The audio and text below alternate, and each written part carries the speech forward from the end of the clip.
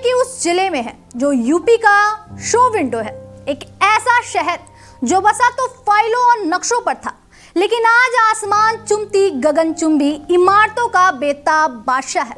हम बात कर रहे हैं गौतम बुद्ध नगर यानी आपके और हमारे नोएडा की।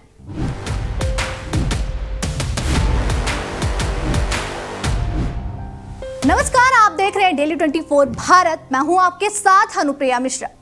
उत्तर प्रदेश के 75 जिलों की धड़कन टटोलने वाले हमारे मेगा शो मिशन 75 में आपका स्वागत है।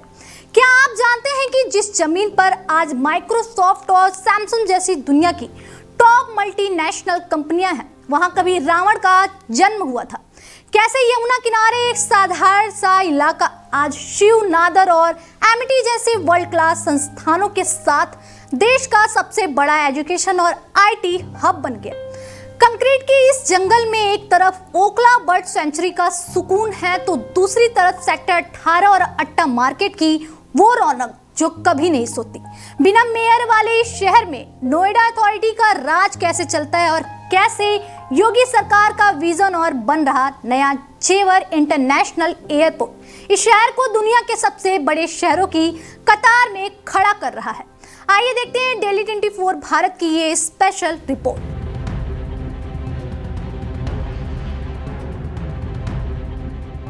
आसमान छूती इमारतें, चौड़ी सड़कें और मल्टीनेशनल कंपनियों की चाकाचौंध, यह आज का नोएडा है। लेकिन इस कंक्रीट के जंगल का एक ऐसा इतिहास भी है जो त्रेता युग से जुड़ता है। ग्रेटर नोएडा का बिशरक गांव, जिसे लंकापति रावण का जन्म स्थान माना जाता है। यहाँ आज भी रावण का प्राचीन मंदिर है और दशहरे पर पुतला नहीं जलाया जाता। पौराणिक कथाओं से निकलकर आधुनिक इतिहास की बात करें तो दिल्ली पर आबादी का बोझ कम करने के लिए 17 अप्रैल 1976 को यूपी सरकार ने एक नए शहर की नींव रखी। जन्म हुआ नवीन ओखला औद्योगिक विकास प्राधिकरण यानी नोएडा का।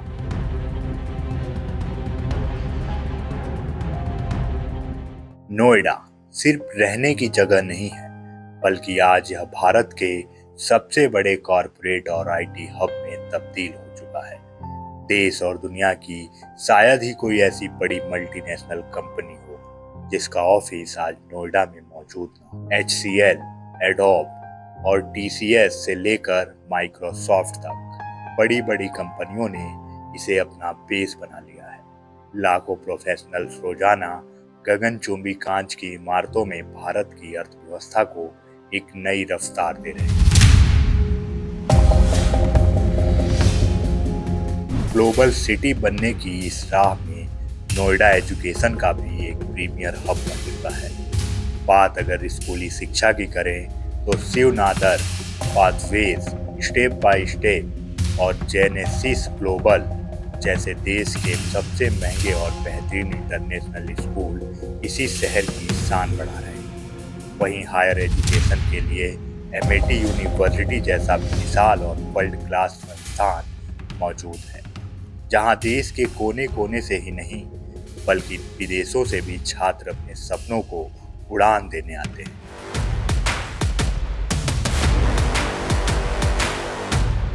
इन सब के बीच अगर नोएडा की दिल की बात की जाए तो वो धड़कता है सेक्टर 18 में।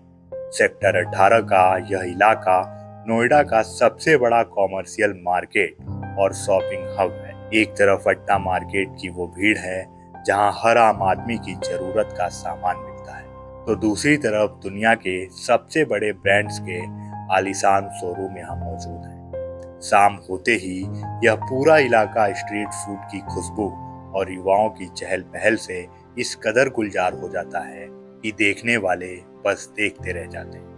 90 के दशक के बाद नोएडा ने जो रफ्तार पकड़ी उसने पूरी दुनिया का ध्यान खींचा।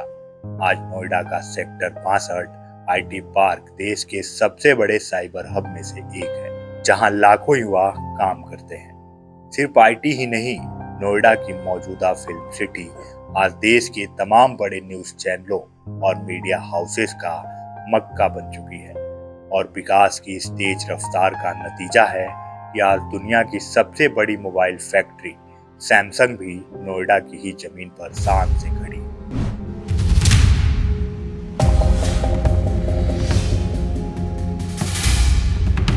नोएडा सिर्फ काम करने की जगह नहीं, बल्कि एक वर्ल्ड क्लास लाइफस्टाइल का नाम है।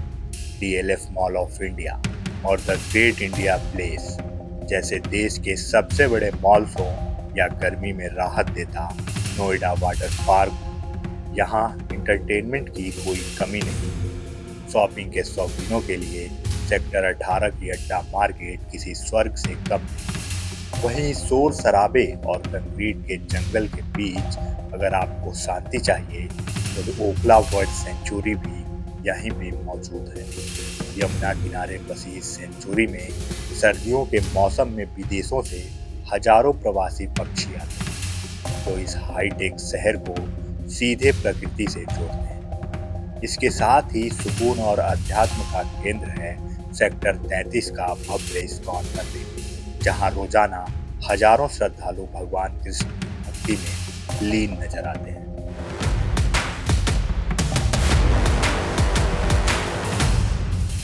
सिर्फ IT और लाइफस्टाइल ही नहीं, नोएडा खेलों की दुनिया में भी लंबी छलांग लगा रहा है। सेक्टर 21A में बना नोएडा स्टेडियम आज शहर के फिटनेस और स्पोर्ट्स कल्चर की धड़कन बन चुका है। अंतर्राष्ट्रीय स्तर की सुविधाओं से लैस इस स्टेडियम में शानदार क्रिकेट पिच, फुटबॉल ग्राउंड से लेकर एक अत्याधुनिक इंडोर स्टेडियम भी मौजूद है। हर रोज यहाँ हजारों युवा, बच्चे और फिटनेस प्रेमी पसीना बहाते नजर आते हैं। यह स्टेडियम न सिर्फ लोगों को सेहतमंद बना रहा है, बल्कि आने वाले चैंपियंस के लिए एक बेहतरीन ट्रेनिंग ग्राउंड भी साबित हो रहा है।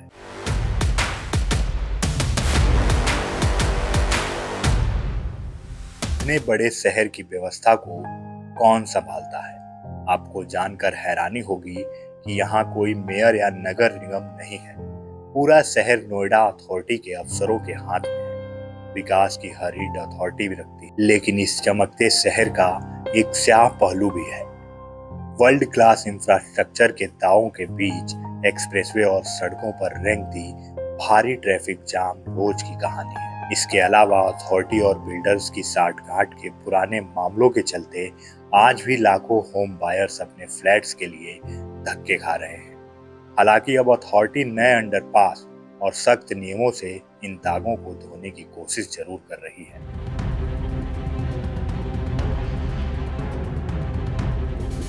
एक वक्त था जब यूपी के मुख्यमंत्री कुर्सी जाने के डर से यहाँ आने से कांपते थे, लेकिन मुख्यमंत्री योगी आदित्यनाथ ने बार बार नोएडा आकर न सिर्फ इस अंधविश्वास को जमीन में गाड़ दिया, बल्कि शहर को एक नया विजन दिया।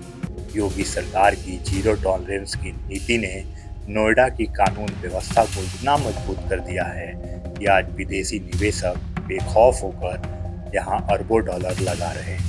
गुंडा राज का खात्मा इस शहर की तरक्की का सबसे बड़ा टर्निंग पॉइंट साबित हुआ है।